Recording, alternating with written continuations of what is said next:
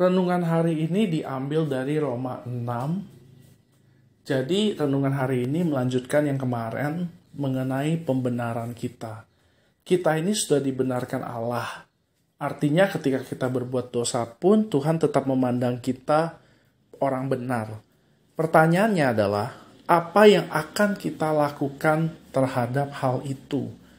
Kita punya dua pilihan. Pertama, kita tekun dalam berbuat dosa. Kedua, kita tekun dalam berbuat benar. Nah, ketika kita tekun dalam berbuat dosa, kita akan menjadi hamba dosa. Tetapi ketika kita tekun berbuat benar, kita akan menjadi semakin merdeka. Apa itu berbuat benar? Berbuat benar itu artinya berbuat sesuai dengan kehendak Allah. Ketika kita bersekutu dengan Allah, kita akan mengerti ada kehendak yang Tuhan taruh di dalam hati kita. Nah, itulah yang harus kita lakukan. Kenapa kita harus melakukan kehendak Tuhan? Supaya Dia memimpin kita kepada padang yang berumput hijau dan air yang tenang. Tuhan adalah Tuhan yang mengasihi kita. Tuhan gak mau kita rugi.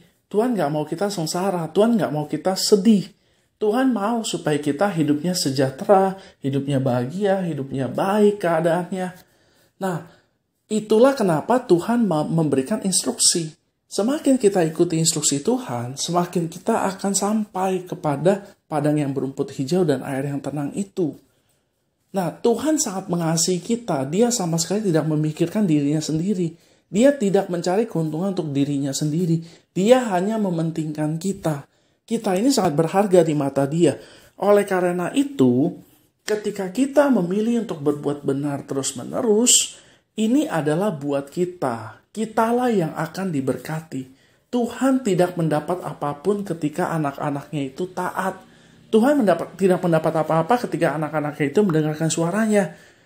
Tetapi Dia menjadi senang kalau misalnya kita memilih untuk melakukannya, karena ketika kita melakukannya, kitalah yang diberkati. Nah, Tuhan senang ketika kita diberkati. Tuhan senang ketika kita itu hidup di dalam kelimpahan. Tuhan senang ketika kita hidupnya itu baik. Ini adalah Tuhan kita. Ini aja dari saya. Semoga diberkati. Haleluya. Amin.